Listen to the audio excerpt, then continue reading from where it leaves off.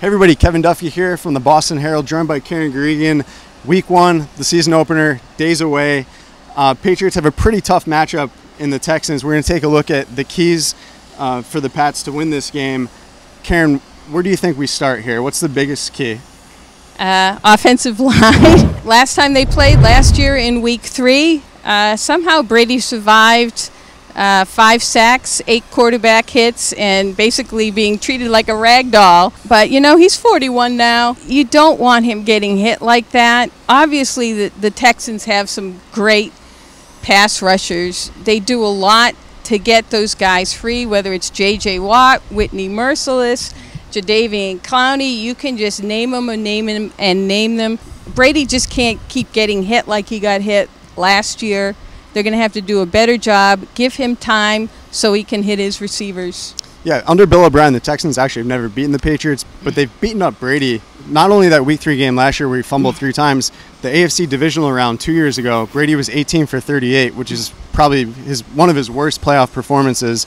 And the Pats were able to overcome that with a special teams touchdown, and they pulled away in the end. But the Texans' D-line has made it very difficult for them, and with Clowney, Watt, and Merciless healthy, that's going to be a tough matchup for Trent Brown and Marcus Cannon. Last year's Week 3 game, also a coming out party for Deshaun Watson. It was his second career start, and he really started to take off from that point. In the 4 games after that, the Texans averaged 40 points a game. He was throwing ridiculous 4 touchdowns a game. They had the best offense in the NFL until he tore his ACL. So in that game, if we go back and look at it and talk to some of the players this week, Watson just made some incredible plays where the Patriots had him pretty much dead to rights in the backfield, and he was able to escape, and you know, he's rolling to his left and throwing across his body to the right. So there were a lot of plays that you just don't see guys make in the NFL that Watson was able to make.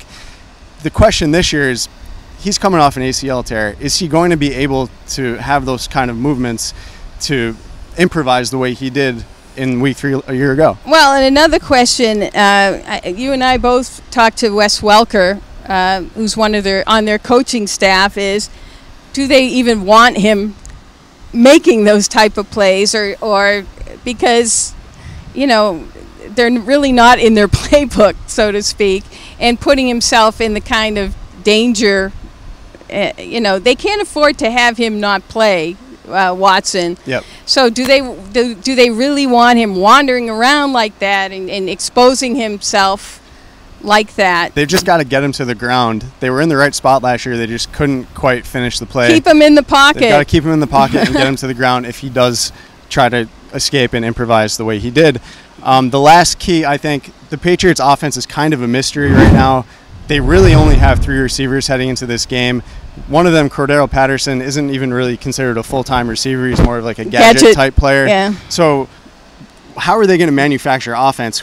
Who are they going to rely on to move the ball, basically? It's just kind of a mystery. Well, the first place you'd look, obviously, is to their all-world tight end, Rob Gronkowski. But guess what?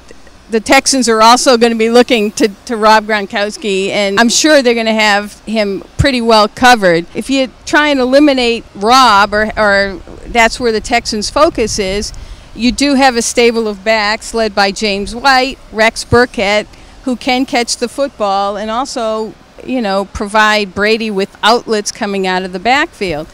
If Jacob Hollister plays, he's another guy who is technically kind of a jumbo or a big wide receiver. He can line up in a lot of those spots as well.